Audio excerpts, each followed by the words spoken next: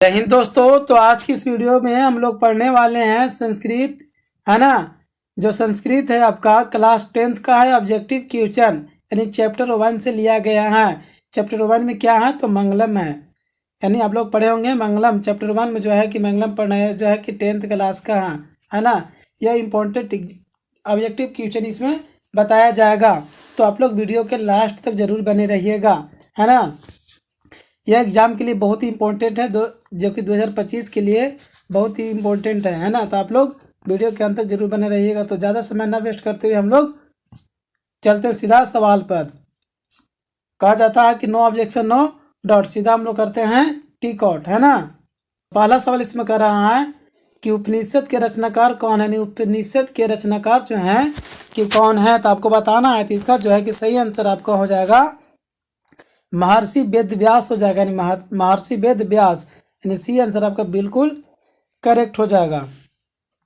चलिए अगला क्वेश्चन देखते हैं। इसमें अगला क्वेश्चन कर रहा है आपका कि मंगलम पाठ के रचनाकार कौन है। यानी मंगलम पाठ के जो है ना कि रचनाकार कौन है, आपको बताना है। तो इसका जो है कि सही आंसर आपका हो जाएगा महर्षि वेद व्यास, यानी इसका भी सही आंसर आपका महर्षि वेद व्यास ही हो जाएगा, यानी सी आंसर आपका बिल्कुल करेक्ट हो जाएगा। चलिए अगला क्वेश्चन देखते हैं। कह रहा है इसमें कि मंगलम पाठ में कितने मंत्र संकलित है ना। आप लोग जो है कि संस्कृत के पहला मंगलम पाठ में पढ़े होंगे। तो मंगलम पाठ जो है ना कि कितने मंगलम पाठ में कितने मंत्र हैं, है ना। तो आपको लोग को बढ़िया से बताए थे 5 मंत्र। कितना मंत्र?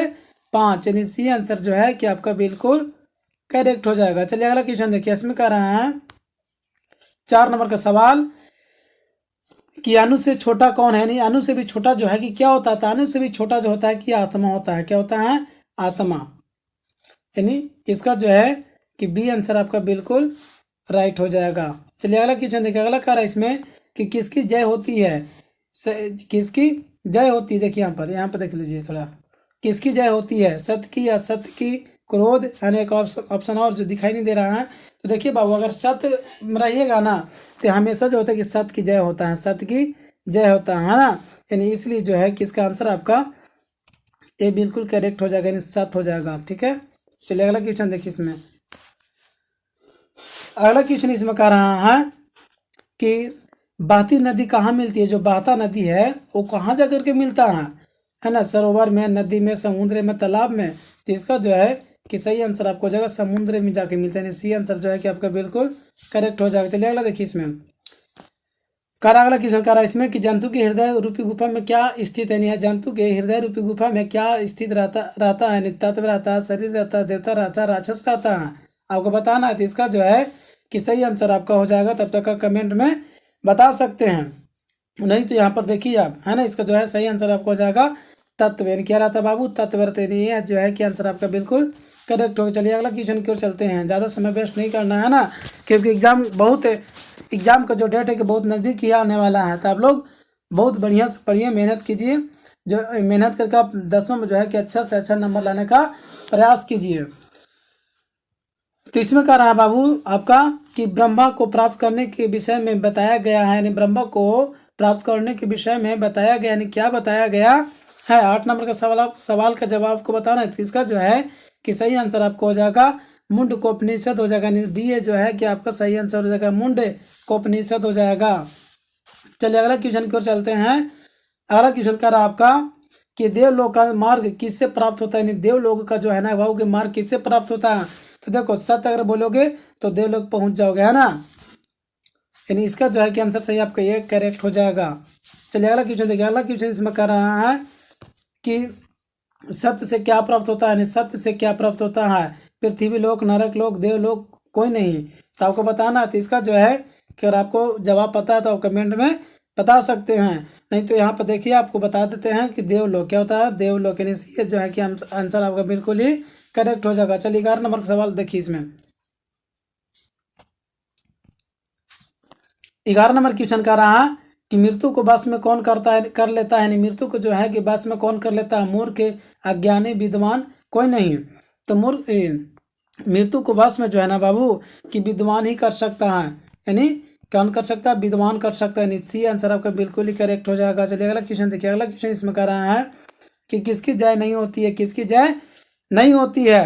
तो किसकी जय नहीं होती है बाबू? तो असत्य की जय नहीं होती है। जो असत्य होता है, जो झूठा बोलता है, उसका कभी विजय नहीं होता है ना, यानी उसका जय नहीं होता। इसलिए इसका जो है कि बी आंसर आपका बिल्कुल ही करेक्ट हो जाएगा। चलिए अगला क्वेश्चन देखिए। अगला क्वेश्चन कह रहा है इसमें कि उपनिषद में किस महिमा का वर्णन किया गया है। उपनिषद में जो है ना बाबू कि किस महिमा का वर्णन किया गया है, आपका सही आंसर बताना है। तो इसका जो हो जाएगा सही आंसर आपको हो जाएगा परम पुरुष हो जाएगा, यानी डी आंसर जो है कि आपका बिल्कुल ही करेक्ट हो जाएगा।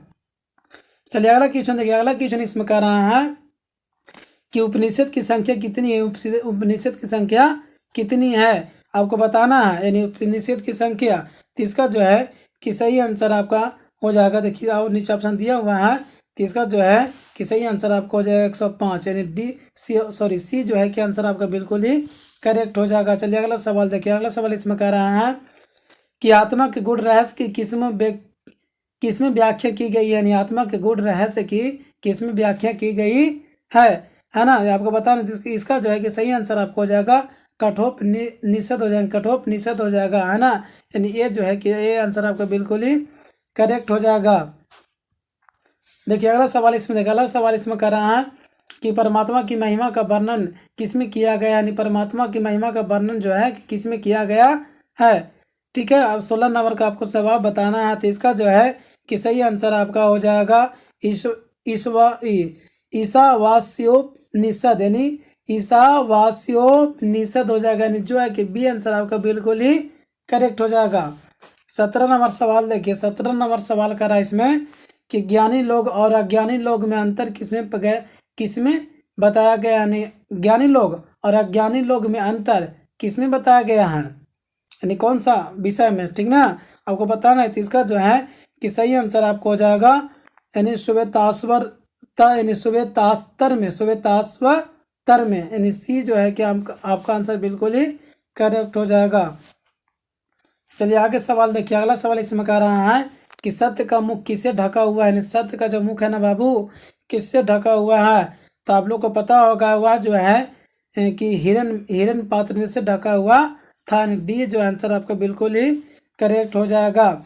यानी कहा जाता है ना, जो पहला दोहा बताया गया है ना कि हिरण्यन पात्रन सत्ता मुख्यम, है ना, यानी हिरण्यन पात्रन से ही ढका सत्य का मुख है ना बाबू हिरण पात्र से ढका हुआ है, यानी डी आंसर आपका बिल्कुल ही करेक्ट हो जाएगा। चलिए अगला क्वेश्चन देखिए। अगला क्वेश्चन इसमें कह रहा है कि सत्य का खजाना कहाँ है, यानी सत्य का खजाना कहाँ है।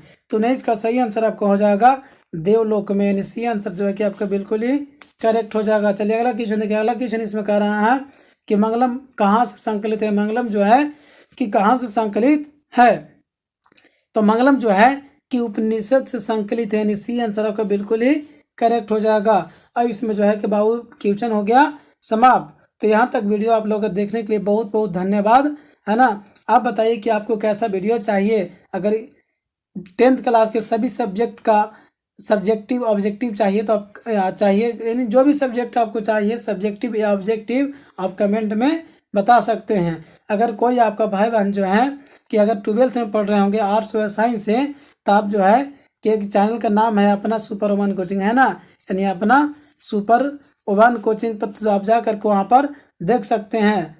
ठीक है, तो यहाँ तक वीडियो देखने के लिए आप लोग को बहुत बहुत धन्यवाद।